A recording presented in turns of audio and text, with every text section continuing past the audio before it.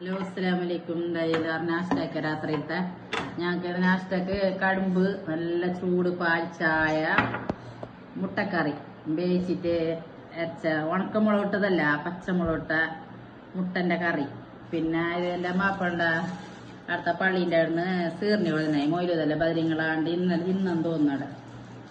അങ്ങനെ പത്തലും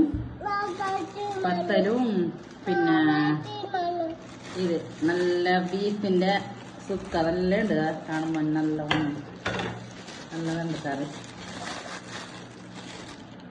നല്ല കറിയും പത്തലും കറിയും. ഞങ്ങൾ എല്ലാവരും നാഷ്ടാക്കിയോ? ഞങ്ങൾ നാഷ്ടാക്കുന്നത് ഇൻഷാ അല്ലാഹ്. അസ്സലാമലൈക്കും. അതായത് നുവ നാഷ്ടാക്കിയിരുന്നാവോ?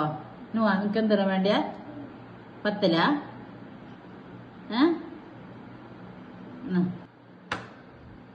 നോക്ക് കറിയിട്ട്